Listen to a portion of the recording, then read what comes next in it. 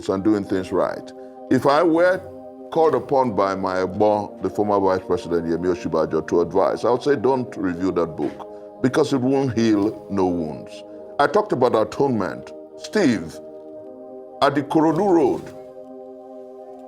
General Abacha's goons and guns mowed down over 100 people. Nobody has asked about their families. Those who came to Abuja to launch that book and gave IBB about 17 billion are grossly lacking in conscience and emotions. And I say this without equivocation, but we can fix our country. Our country will get better. The point is that we must, as a people, call a spade by its name. Let us not romanticize this situation. It's just like you noted, jokes, sarcasm, and laughter. And then the second person whose presence there broke my heart, but I reread his speech, was President Olusegun Obasanjo, the man I called my dad. You know, he broke my heart, but looking at his speech, he raised fundamental issues, and he told IBB in clear terms that his book was going to raise a lot of questions, and it's raising a lot of questions. You see, I want to say clearly here that the journey to nationhood, my late father said something. I'm working on a book, The Sayings of My Dad. And he told me something. He said, to move a nation forward, you must create pillars of reference and monuments of deterrence. There is nothing in what happened on the 20th of February to show that IBB was truly remorseful, penitent, and was ready to atone. People can't come to Transcorp in Abuja to raise 17 billion for a man whose actions led to the death of hundreds of persons directly, thousands of persons indirectly, and a nation. The reason we still have flawed elections in our historicity was because nothing happened to the man who annulled the freest and the fairest election in our historicity. The reason we have court jesters and praise singers everywhere is because Nigerians salute anybody who can throw darts at them. But I know the difference between this video you're about to watch about IBB confession. Now, many Nigerians have come out to say he must be prosecuted. Before I proceed, I want to ask you, are you in support he should be prosecuted? That's number one. Some have also called him coward for saying that Abacha made him do what he did without putting the nation first. Guys, Professor Uwa Kobia, as you know, he has dissected this matter like no other person. The truth in this chat, the revelation in this chat, because it was pass and pass, one of those, you understand, who left protest there was quite young. He even went as far to say that there was a Nigerian who hijacked a plane, all because he was trying to force, you understand, the election of that this person won, Abiola won, you understand? There's something called a democracy stuff. So right now, he is the one, that guy was affected. Right now, he's the one sustaining the guy, his head at the side. The revelation of this guy, this shatter, while listening to him, this was how I was glued. In fact, I froze up listening to this guy because it was a very deep revelation, you understand, that is not in public place. I beg you, like this video so that Facebook and YouTube can recommend it. Share this video, let the world hear this man's truth. I beg you. Thanks and God bless you. Journalist and convener of the Country First Movement. He's joining us to share his thoughts on General Babangida's submissions on MKO Abiola June 12 annulment and a number of other issues, begging for answers in that autobiography. It's great to have you on the morning show. We don't have much time, so let's get straight into it. In his autobiography, Babangida suggests that his best friend at the time, General Sani Abacha, played a significant role in the decision to annul the elections, portraying himself as a leader whose hands were tied by military and security pressures. Well, many Nigerians are asking why now? Why after all these years has he decided to make these admissions? Some believe it's a sincere attempt at setting the record straight, while others see it as an effort to reshape his legacy and seek some form of public absolution before history is finalized. What do you think his real motivation is? And does this revelation serve as any practical purpose in resolving Nigerians' governance issues today? Shay, it's my pleasure to be on. Good morning. Steve, it's my pleasure to be on with you. OG, good morning. Let me say very importantly that Thursday, the 20th of February 2025 was an effort, an attempt in rewriting history. We obviously know the truth. We know what happened in 1993. We are aware of the hundreds of thousands of our young people who were mowed down by Abacha's guns and goons. We are very definitely necessarily not desirous of IBB's validation as to who truly won the June 12th election. We knew. Everybody knows. And that's why I'm enamored by the reaction from the siblings, the family of Chief Emeka Abiola. It was evident that Chief Emeka Abiola won that election, and Muhammad Buhari had recognized him as a former president, and June 12th celebrated as Democracy Day. What is important to me and for posterity is the fact that we must put the figures straight, we must put issues in proper perspective, and I do not understand, like your question did clearly note, after 32 years, why that messy memoir? I do not understand why the attempt to rewrite history. We're aware that General IBB was, as it were, he rose to the highest rank of his career. And as a general, you should commit yourself first to the defense of nation. And if in that memoir and what he read out on Thursday, the February 20th, he admitted that he was scared for his life. He didn't want to die for truth, for right, and for justice. Then there's a big question. And I've heard a few people say that that book will serve for education, serve for information, and will serve to help position our country historically on the right track. And I'd say with the greatest sense of sincerity that that book will do no justice to our nation and our story. And I say this for three reasons. If General Ibrahim Badamasi Babangida had called that meeting to atone for June 12th, to create an endowment for the victims of June 12th, to create an endowment fund for those who lost lives and limbs on account of his action and inaction due to June 12th. If he had come out to truly apologize and say, oh, so and so amount of monies are being positioned for those who lost lives and limbs on June 12th, and for my mistake and the way I wrongly handled history, it would have been profoundly right. But to admit as a general that you were lacking in courage and scruples, to admit that you could not put country first, bothers me, Sheita, and bothers everyone who has written about it. You see, there's something about generation the generation that was before 1970, you know, the generation before the war. I think they are too quick to overlooking the issues that affect our country. And there's something different about generations 1970 and I say this advisedly, perhaps because I'm a mystic. I say this with all sense of respect.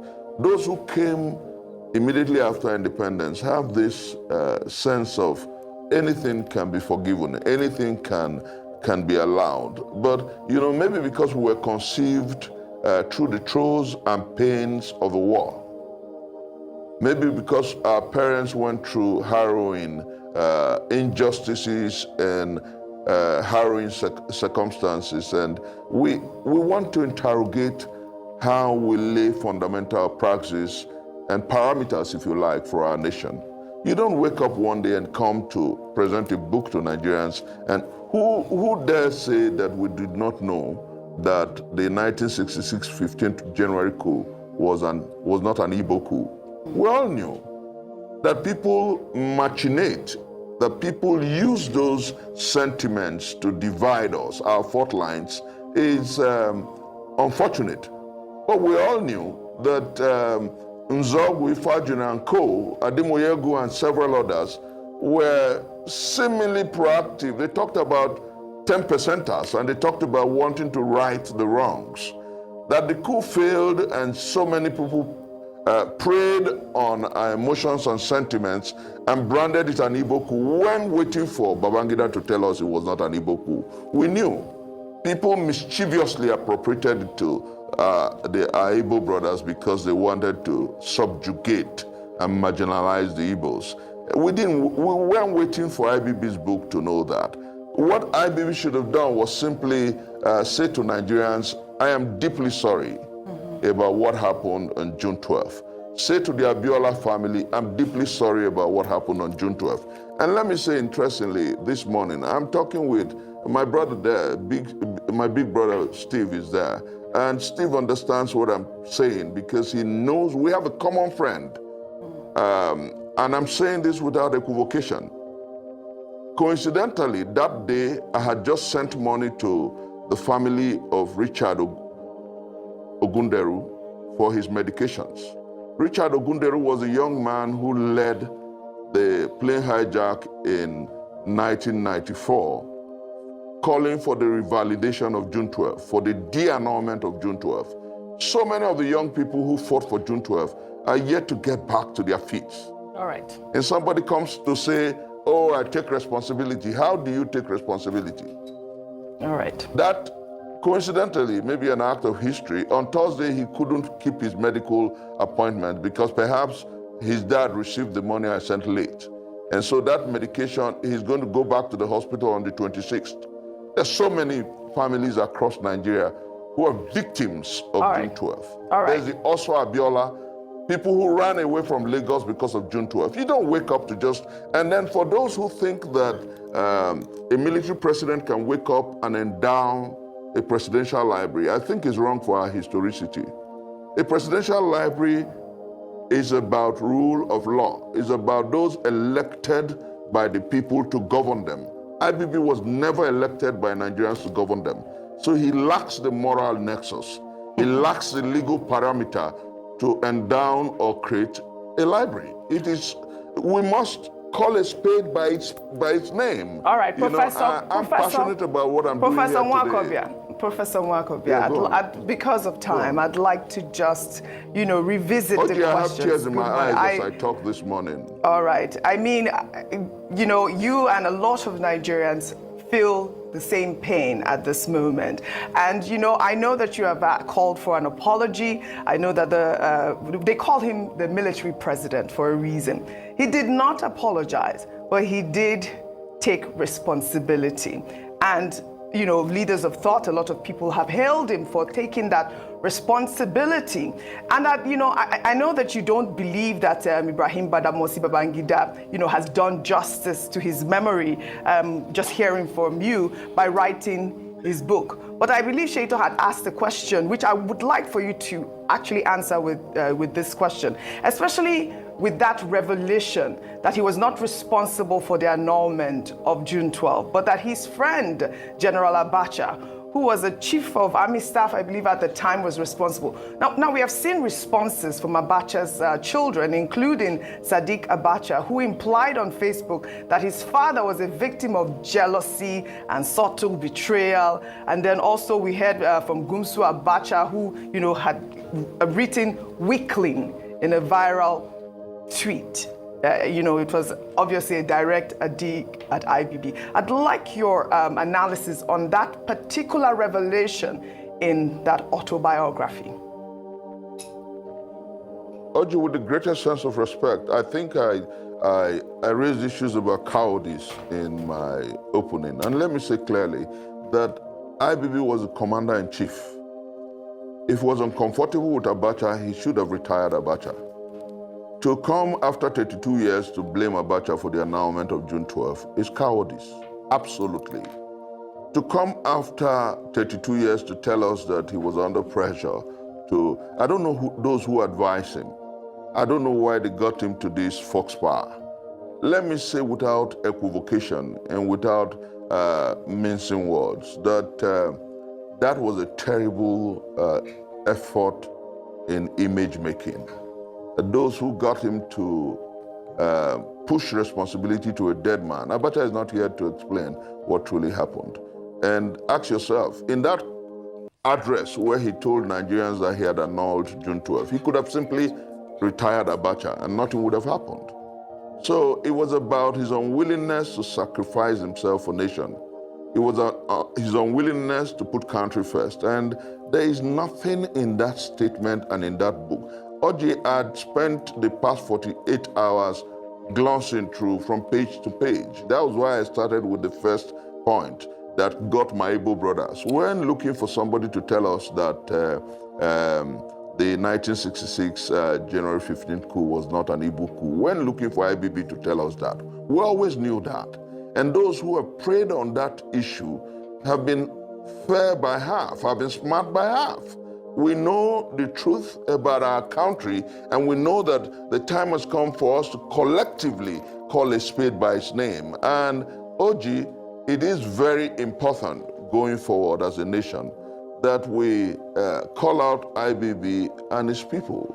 We'll call IBB and those who attended that event. Some have called it the charade, but I think that it was a meeting of individuals of the same tendencies and sentiments to tell us that it doesn't really matter how history judges them. Because, like I said, I must repeat, there is no such balance as military president. And you cannot endow a presidential library. It is to tell Nigerians that military purchase and coups is okay. And a president is, as it were, is supposed to have been elected by the people. So if you want to endow a presidential library, you must be democratically elected by the people. So we don't have a problem with Obasanjo's presidential library. If Buhari wakes up tomorrow to create and endow a presidential library, it is not wrong, it's not against the law because it was elected by the people in 2015. But IBB was never elected. IBB was never elected. So we must wake up to the urgency and the reality of now. We must, as a nation, learn to put issues properly, put the beams and the pegs in the proper place. Save and except that is done, we'll be dealing great hardship and injustice to posterity. You cannot have a military president endow a library. That's to say that impunity is right. That's to say that anybody can just wake up tomorrow and sack the parliament and throw away our constitution, and after 20 years endow a library. We must put issues in proper perspective. All right, Chris, thanks so much. Let me first thank you for drawing attention to the plight of that young man, Richard Ogunderu, who was the leader of the movement for the advancement of democracy as at that time that you referred to. I hope that he survives it. But his story, like that of the other three gentlemen friends of his, you know.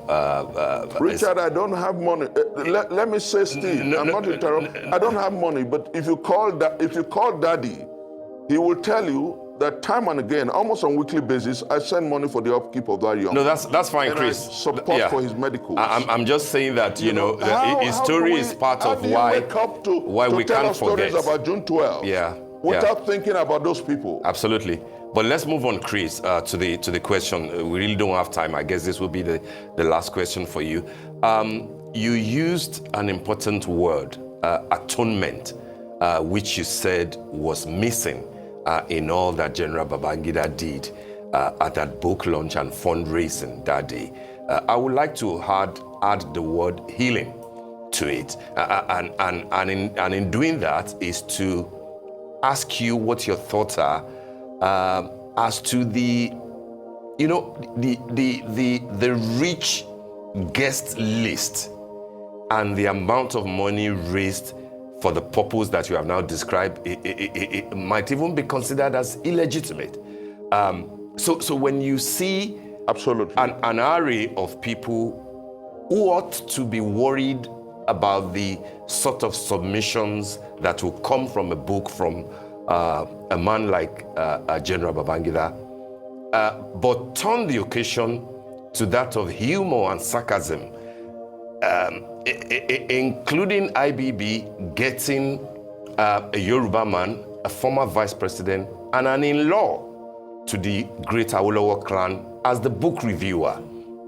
Do you think that what all this says to you is that General Babangida has again succeeded in playing everybody, you know, in being true to his cognomen of Maradona? Because at the end of the day, he didn't apologize for anything. He didn't atone for anything. He only said that he took responsibility. And then people laughed it off, and then monies were raised. At the end of the day, will you say that that can bring any form of healing or atonement whatsoever? Or this is the story of Nigeria that 32 years after, we'll laugh it off and we just move on? Steve, with tears in my eyes, let me say that two major individuals in that event broke my heart deeply. Our immediate past vice president is someone who I defer to greatly, and he calls me affectionately Junior. And I bled, and I had a bile of anger when I saw him reviewing a book that's why I said, Steve, that generation post-1990, if you don't have an advisor from generation post-1970, you go get one. There's something about those people. We think about putting the square pegs in square holes and doing things right. If I were called upon by my Egbo, the former vice president, Yemi Osinbajo, to advise, I would say don't review that book because it won't heal no wounds. I talked about atonement. Steve, at the Korodu Road, General Abacha's goons and guns mowed down over 100 people. Nobody has asked about their families. Those who came to Abuja to launch that book and gave IBB about 17 billion are grossly lacking in conscience and emotions. And I say this without equivocation, but we can fix our country. Our country will get better. The point is that we must, as a people, call a spade by its name. Let us not romanticize this situation. It's just like you noted, jokes, sarcasm, and laughter. And then the second person whose presence there broke my heart, but I reread his speech, was President Olusegun Obasanjo, the man I call my dad. You know, he broke my heart, but looking at his speech, he raised fundamental issues, and he told IBB in clear terms that his book was going to raise a lot of questions, and it's raising a lot of questions. You see, I want to say clearly here that the journey to nationhood, my late father said something. I'm working on a book, The Sayings of My Dad. And he told me something. He said, to move a nation forward, you must create pillars of reference and monuments of deterrence. There is nothing in what happened on the 20th of February to show that IBB was truly remorseful, penitent, and was ready to atone. People can't come to Transcorp in Abuja to raise 17 billion for a man whose actions led to the death of hundreds of persons directly, thousands of persons indirectly, and a nation. The reason we still have flawed elections in our historicity was because nothing happened to the man who annulled the freest and the fairest election in our historicity. The reason we have court jesters and praise singers everywhere is because Nigerians salute anybody who can throw darts at them. But I know the difference between greed and satisfaction. I know the difference between greed and the ability to appreciate what life has thrown at you. Unfortunately, so many people do not understand that for us to fix this country and make Nigeria great again, we must draw proper lines, we must draw great margins, we must teach posterity the way to go. And I want to say clearly before my countrymen that an IBB library, presidential library, is an anathema, and it will not teach Nigerians the rule of law. It will not teach Nigerians the way to go. And I also want it on record that Abiola's family that have come out to say that they are not satisfied is not the only family. There are families that lost lives and limbs. And merely coming to say you take responsibility is not enough to satiate the pain that they're going through. And I have friends. I was involved in the protestation against the annulment of June 12th. As a young man, closing out I was just about 21, well detained, well harassed, well harangued. And somebody just wakes up in the twilight of his life, comes to tell us that, oh, I take responsibility. What are you taking responsibility for? For the deaths? For those who lost lives and limbs? No, I think Nigerians must learn to interrogate these people.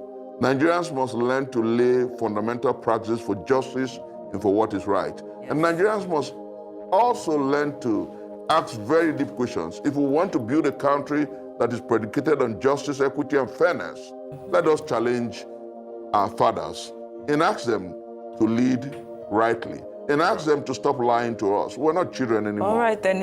I think that the time has come for us to lay fundamental practices for a new nation. All right, then. Thank you so much. Excellent submissions. Chris Wakobia, lawyer, public affairs analyst, and convener of Country First Movement. Thank you for joining us on this edition.